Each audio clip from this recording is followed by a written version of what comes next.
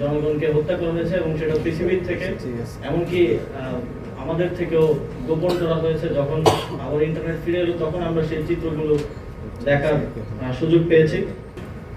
বিশ্ব টেলিযোগাযোগ ও তথ্য সংঘ দিবস 2025 উপলক্ষে আজকের এই অনুষ্ঠান আয়োজন করার জন্য এবং আমাকে এই অনুষ্ঠানে আমন্ত্রণ জানানোর জন্য ডাকু টেলিযোগাযোগ বিভাগকে বিশেষভাবে ধন্যবাদ জানাতে চাই। আমরা এমন একটি বাস্তবতায় এখানে এই অনুষ্ঠান করছি যখন আমরা কেবল এই খাতের ফলোয়ারের ভূমিকায় আছি। আর কতটুকুতে আমরা বাংলাদেশ কন্ট্রিবিউট করতে পারছি এটা একটা কোশ্চেন মার্ক হিসেবে থেকে যায়।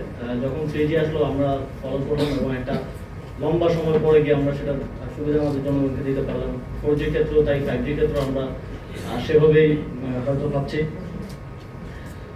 তবে আমাদের দেশের ইয়াং জেনারেশন যারা পৃথিবীর বিভিন্ন দেশে এই খাতের লিডিং কোম্পানি এবং যারা ইনোভেট করছেন তাদের সেখানে কিন্তু কাজ করছেন এবং সেখানে কন্ট্রিবিউট করছেন। আমরা হয়তো তাদেরকে বাংলাদেশে সেই সুযোগটা এবং সেই ইকোসিস্টেমটা, সেই সম্ভাবনাটা দিতে পারছি না, যেটার কারণে এই ইনোভেশনগুলো আমাদের দেশ থেকে হচ্ছে না কিংবা করার সুযোগ আমরা পাচ্ছি না। আশা করি টেলিযোগাযোগ বিভাগ এক্ষেত্রে অগ্রণী ভূমিকা পালন করবে। কিছুদিন আগেই আমাদের সরকার সাইবার সুরক্ষা অধ্যাদেশ পাশ করেছে। এখানে আমরা ইন্টারনেটকে নাগরিক অধিকার হিসেবে অ্যাকনলেজ করেছি, কারণ আমরা মনে করি ইন্টারনেট নিছক একটি সেবা নয়, এটি আমাদের জীবন ব্যবস্থার একটি ইন্টিগ্রাল পার্ট।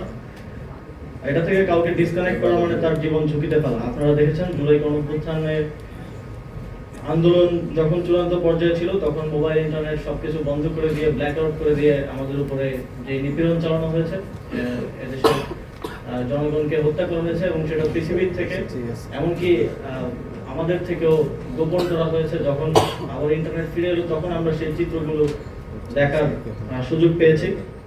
সুতরাং সেই জায়গা থেকে নাগরিক অধিকার হিসেবে ইন্টারনেটকে স্বীকৃতি দেয়া এবং এর বাস্তবায়ন করাটা এই সময়ের একটা গুরুত্বপূর্ণ লক্ষ্য ছিল, যেটা এই সরকার অর্জন করেছে।